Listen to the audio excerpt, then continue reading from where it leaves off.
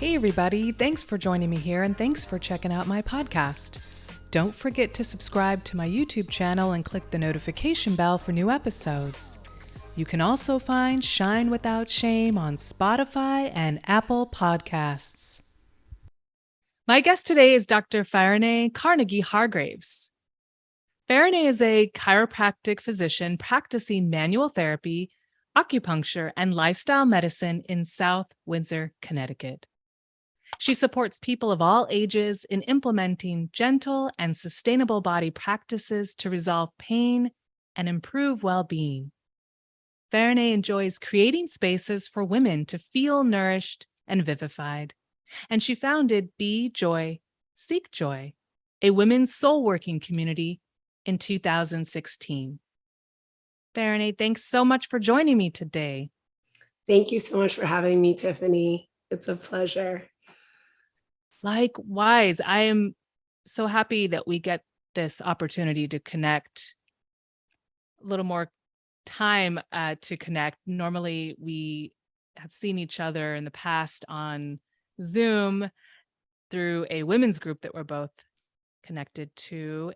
And then recently we got to meet in person at a workshop, which was really sweet. And you'd been on my mind as someone who I wanted to chat with as a guest on the podcast.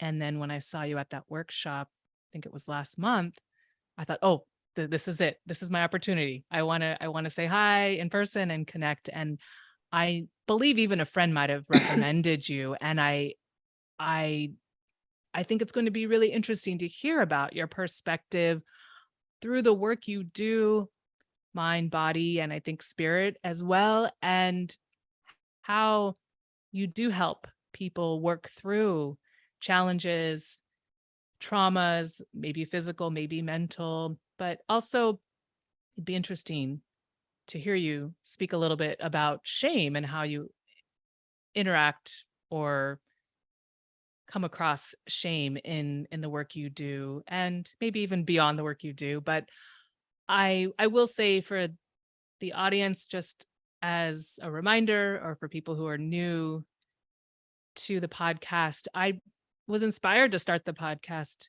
and talk about the idea of shame as something that I think, generally speaking, isn't really useful or helpful to us in our day-to-day lives. I do acknowledge that shame is maybe an appropriate tool when there is something really serious that someone has done, maybe an egregious or very inappropriate behavior that is affecting negatively their environment, their family, their community. And so shame may be a tool to help someone reflect on where things maybe went wrong in their decisions. So I think that shame, I recognize it's a faculty that is a part of who we are, and does help us get clear about our behavior and when we go off track. But I'm really looking at the idea of shame as something that, like, that day-to-day shame that we hold on to, maybe even for some people for years, hold on to this feeling that we're not good. We're not good enough. We're not worthy because of something maybe we did or said, or someone has shamed us because they think that we're not good. I just think that that kind of shame isn't useful, isn't helpful in our day-to-day lives. So just to give a quick overview of why this podcast exists and what inspired me. Also, the other side of that is that I really like the idea of talking about shining without shame. So the idea that we're all unique, we all have our own unique gifts and abilities and talents that we have to contribute to the world. And there really is no need, in my estimation, to compare or compete with others. We should all be able to shine, not ego, but truly shine from within and not feel badly about what we have to offer. So that's the inspiration. And I'm happy to hear about what you do on a day-to-day basis in your work. And if there's a way you want to connect or explore shame through some of the work that you've done, and talk about how you've maybe help people even work through that. I think people would be happy to hear. Well, thank you so much. And I think this podcast is really such a special offering, because I do think shame is something that we need to name and talk about. And I think especially the idea of being who we are unapologetically, shining without shame, is a very profound notion that every woman should feel entitled to embody. And so I thank you for initiating this conversation. I think it's interesting. Thank you so much for sort of defining your approach to shame and why you started the podcast. I grew up in a West Indian household in which shame was touted as something that was almost virtuous. You know, we should have shame. And so that was sort of my unexamined relationship to shame. And I did feel shame for a great number of things. And then I started reading Brené Brown's work and was introduced to shame in a whole different way. And she is very clear about distinguishing shame and guilt. Shame, she thinks of as inappropriate because it impugns your worthiness, right? You're apologizing for being. Whereas guilt, you're assuming accountability over an action that was inappropriate. It doesn't impugn who you are. And so I think I'm interested in whether or not shame has a utility. I'm interested if there is any act that impugns our worthiness as human beings. So that's just sort of my relationship to the word and where I'm coming from these days with it. And so for me, when I first started reading her work, it just became a really powerful thing to just define the term and identify when that emotion was creeping up in me, you know, when it was shame at play. And I think the point of what she has shared with shame is that it doesn't end up being productive, right? Because it doesn't give us anything to work on. If I'm fundamentally unworthy, then what is the point of my existence, right? But if I have done a wrong act, I can make amends. I can make change.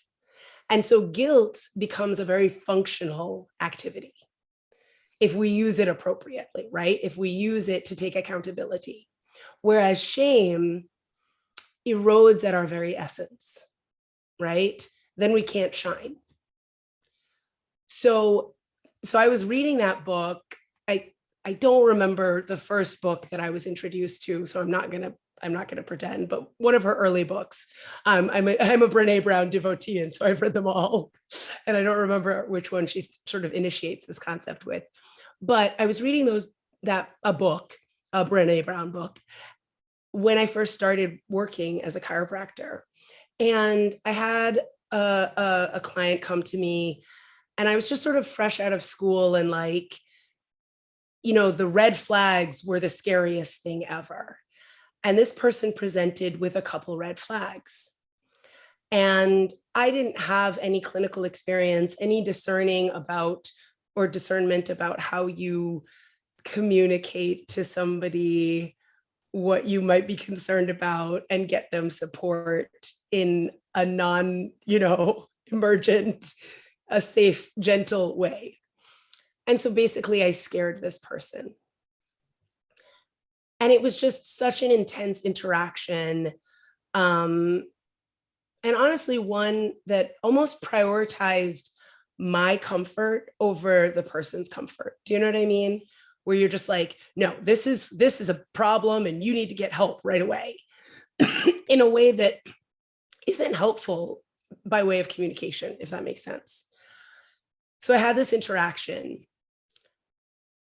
And when I talked to my mentor about it, she was so gentle with me and just, yeah, I've been there, and immediately told me a story about her in her early years making a similar mistake. And it just pulled me right out of that shame spiral. And then it was something that I could also name because of Brene Brown's work. And I could say to myself, that's where I was. This is what pulled me out of it, right? Connecting with my mentor, hearing her own vulnerability in a similar circumstance. And now I can reflect on what would have been a more helpful approach. How should I have communicated that to the patient? And so it's just like a very simple example. The person was fine. I was fine. I have gone on to improve my communication skills. But if my mentor hadn't supported me in that moment, and if I hadn't been able to name that experience, I might be a different practitioner. I might be a more fearful and less helpful practitioner. Mm. So that's just sort of where I live with the notion of shame, which is that I don't really allow it in my world. I'm here for accountability. I'm here for taking responsibility for the words and actions I put into the world, but shame is not helpful in my world. Yes, I appreciate you sharing that personal experience and also your relationship with understanding shame and the work that Brene Brown does. And yes, I am aware that she definitely distinguishes shame and guilt. And I think that I've spoken to some therapists who absolutely under no circumstances think that shame is a positive thing. And I certainly don't think it's a positive thing in and of itself, but and maybe it is a matter of semantics in some instances where I've read about shame, but it's been in the one instance I'm thinking in, it's been in like religious text. And so it was used in a very particular way as shame as a faculty that is important for people to utilize so that they can be accountable and be noble. But again, I think that uh, there's semantics involved, I think, and maybe other context that I'm not even aware of when that religious scripture was written. So that's what came to mind as an example for me of, okay, something maybe that is maybe more egregious. But I agree with you that if shame is if shame is ultimately about feeling unworthy, then no, I don't think that's a useful tool or process to engage with for anyone. But what I appreciate mostly about what you shared in your personal experience was the idea of speaking to somebody who was willing to be vulnerable and to help kind of give you maybe a broader perspective because of their experience in your field, and how wonderful that is to have those opportunities. Because I think that when any of us do go into a little bit of a shame or maybe a major shame process, we feel alone. We feel like we're the only person who's ever probably done, I'm not, it may not even be a fully conscious mental processing of, many people have been in this experience, in this situation. Many people have made this decision, but for whatever reason, I know in my past when I dealt with shame a lot more, now I can reflect back and think I always felt so alone. I always felt like this is just my burden, my issue, and like there's something unique or special about me or the experience. And fortunately, over time, like I imagine you have done so much work personal development work and healing work and self-awareness that I've been able to learn through others who have wisdom, like, oh no.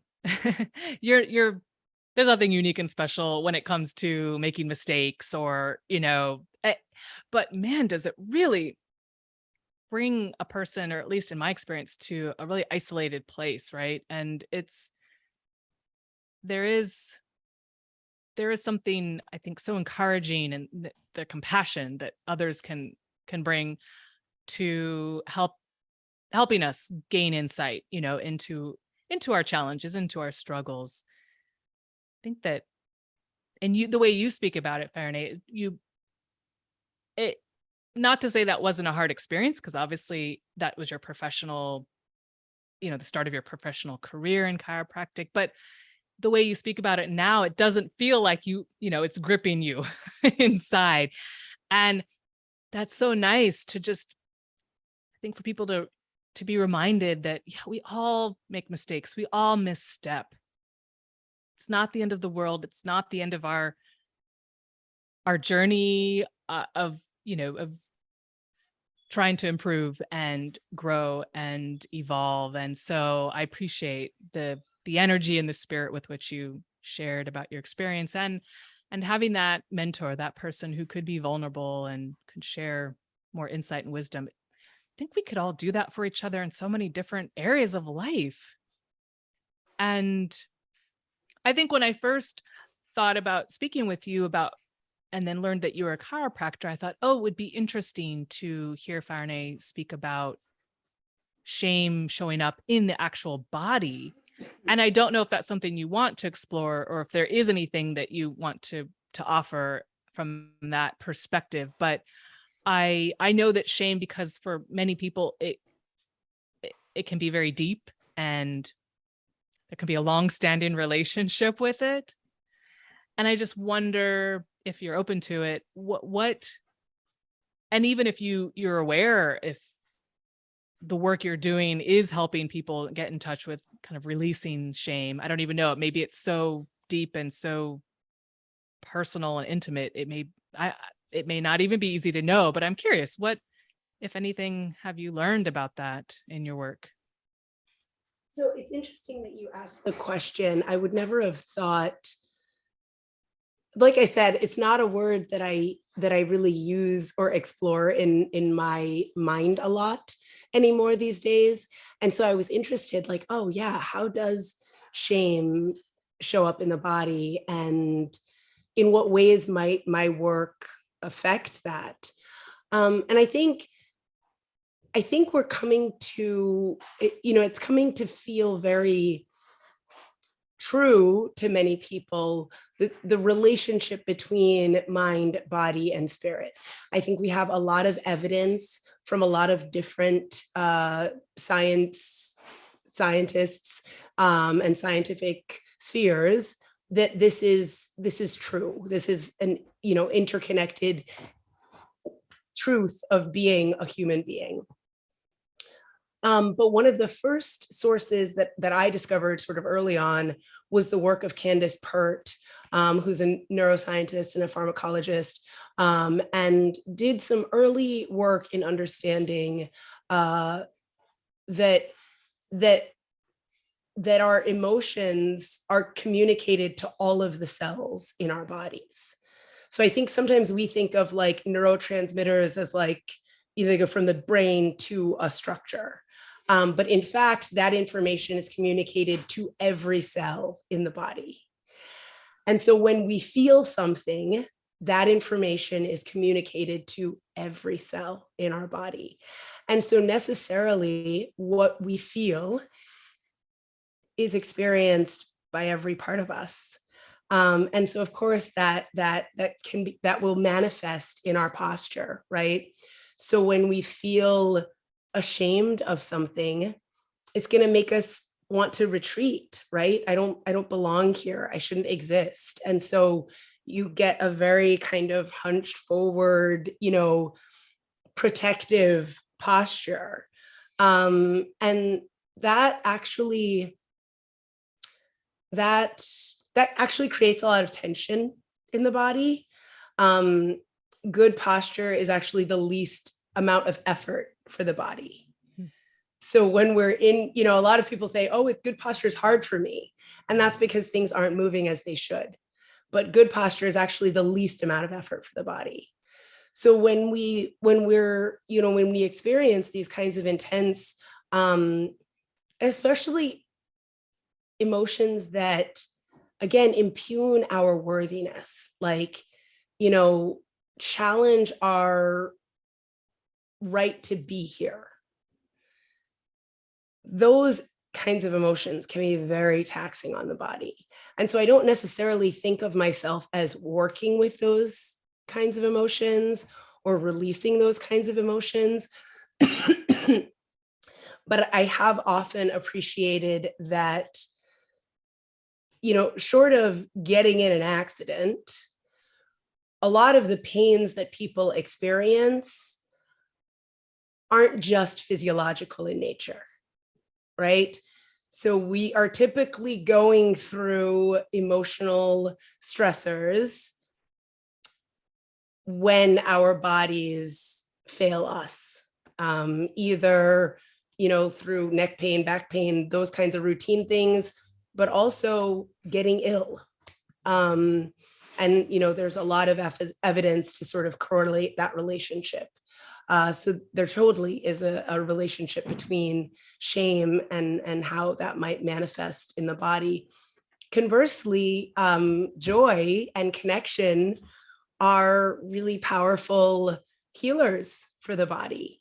And you can also create emotion through different postures, right? I think Susan Cain popularized like Superman pose, but this idea that like, right, you can, put yourself into a different posture and feel a different thing. So playing around with that relationship can be interesting for sure. I appreciate it. I know it is an interesting question to ask because the connection maybe is so pervasive in terms of how emotions and the experience of shame, play into the body.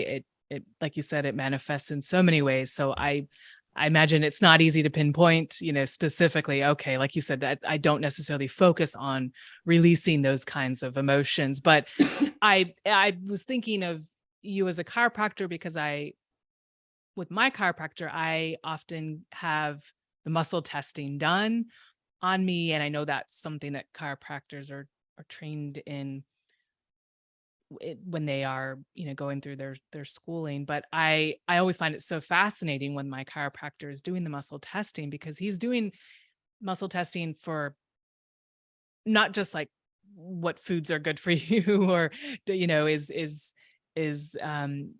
there's something, in your physical environment that's bothering you, but he'll often do it for emotional the emotions come up, and he'll ask me the most curious, or he'll mention the most curious things that I didn't even realize. That, oh, like recently he said, oh, there's something to do with the left side of your body. And, my father passed away a few years ago, and some work that you need to still process related to your father.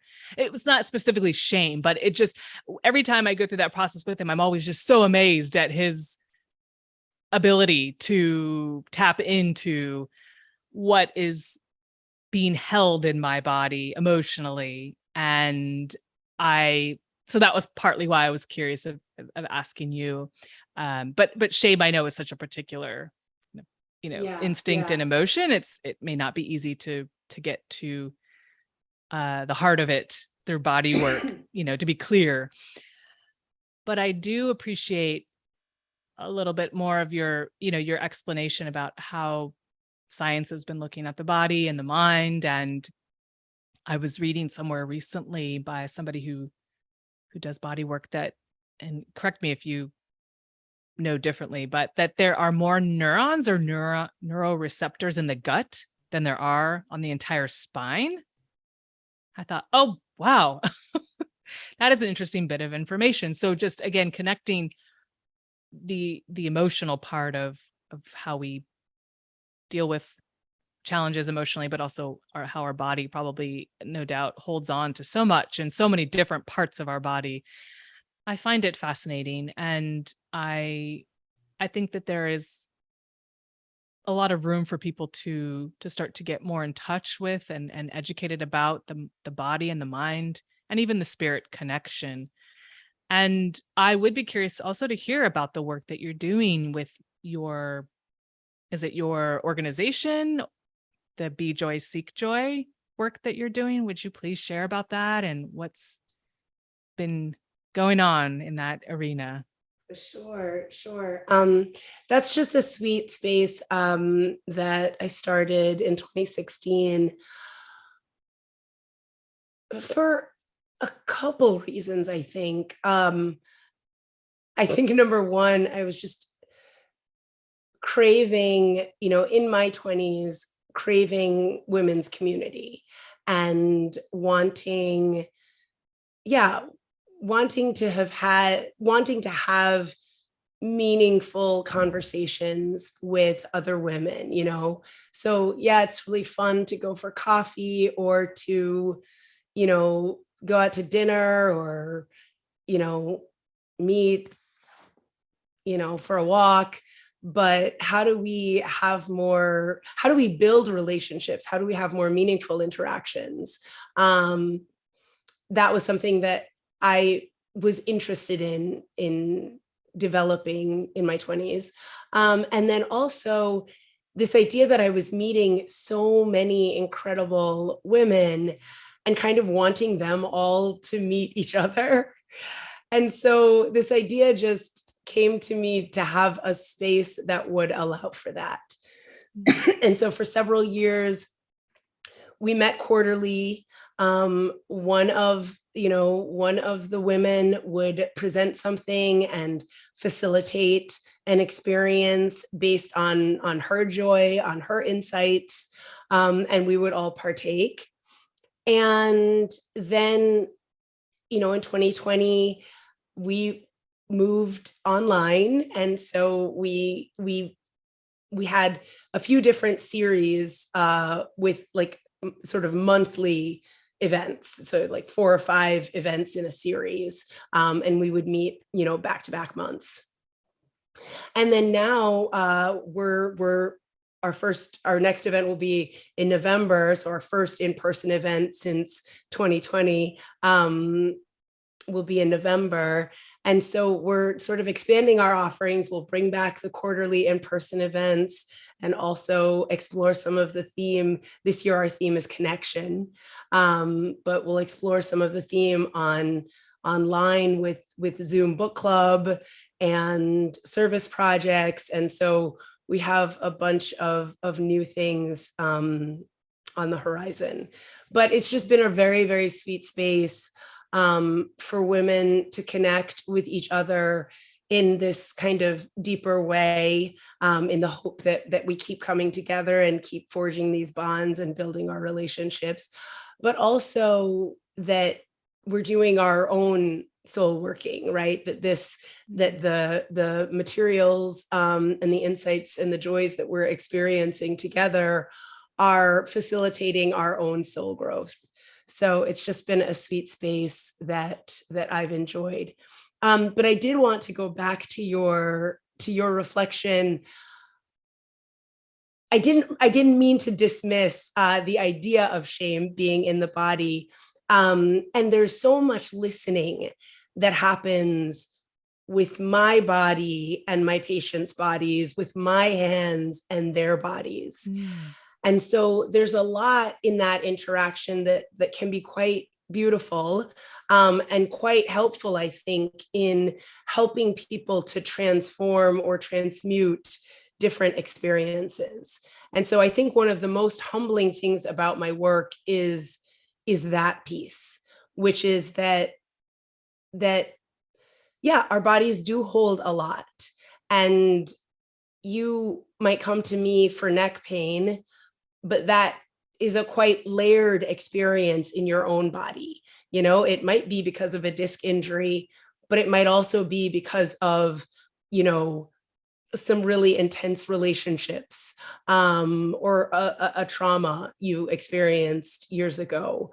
And I'm not always privy to the depth of that in people. I feel very respectful of that, right? Whatever you choose to share with me, whatever, comes up in that encounter, I want to honor.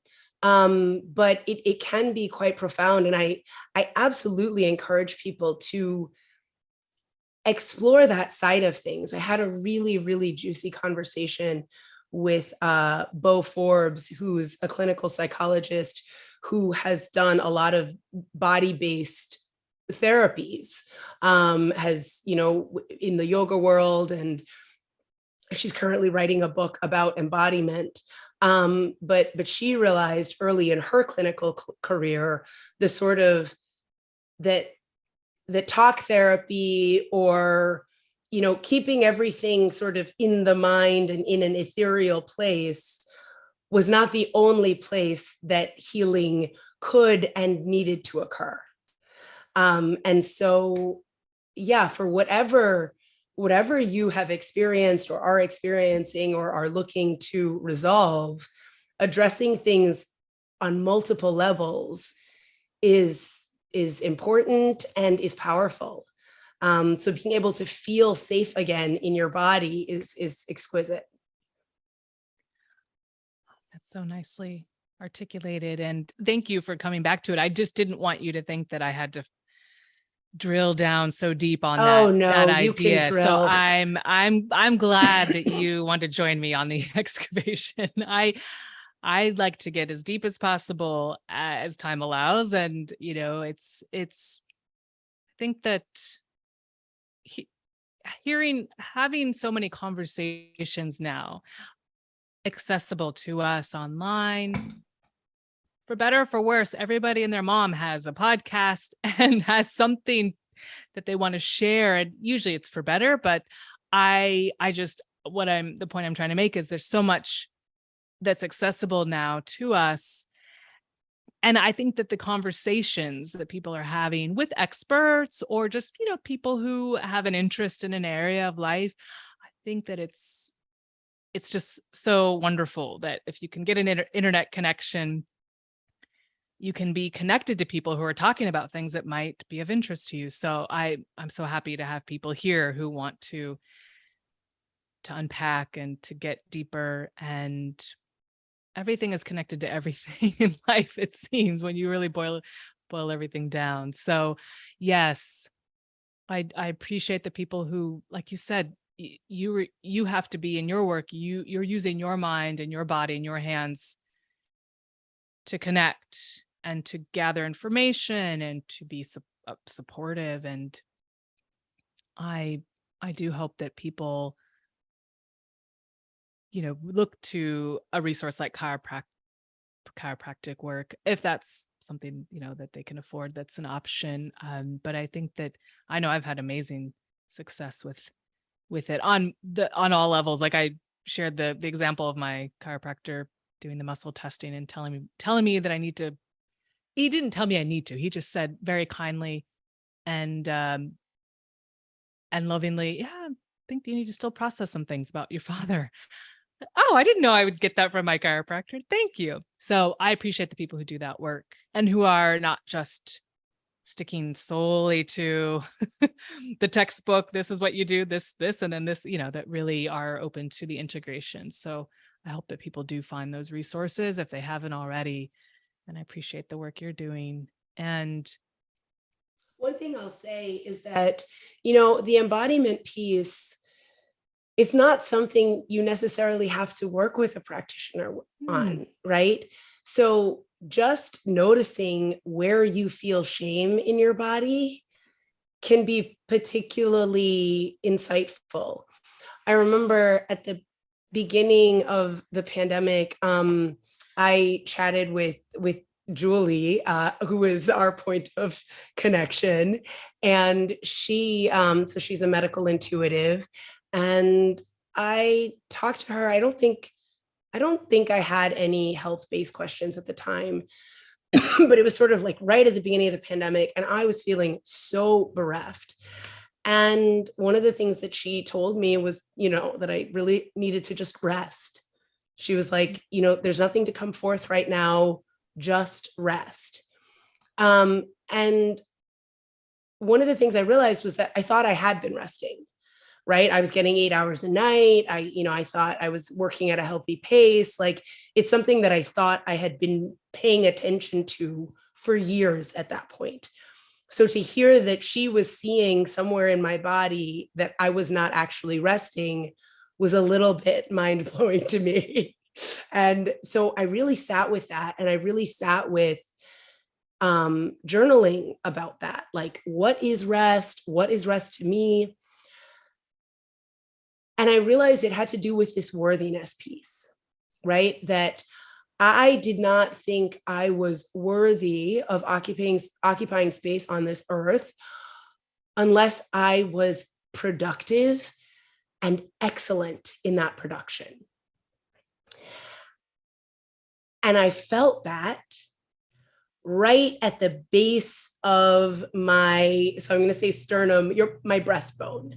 So right in that little hollow, right where your rib cage sort of curves around it, I felt that right there. And as I rested, I felt that dissipate. And so it was hugely powerful for me to both connect this mental appreciation, right? Oh, I'm attaching my worthiness to the pursuit of excellence. I don't feel like there's a reason for me to get up in the morning if what I produce is not objectively excellent. Mm-hmm. So I didn't believe that I was worthy just because I was here, which, spoiler alert, we all are, right? The fact that you are here is evidence that you are worthy of being here.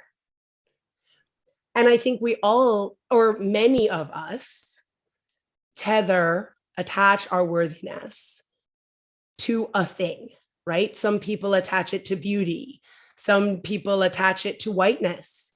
Some people attach it, in my case, to excellence.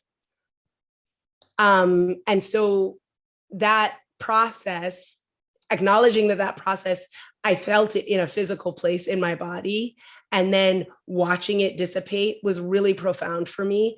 But also, sometimes I go back into that pattern, and that's where I feel it. And sometimes it's the feeling that clues me into, oh, I'm doing it again, right? I forgot that I'm worthy just as is, even if I don't do this excellently. Even if I'm the worst podcast guest you ever had, I am still worthy of being here.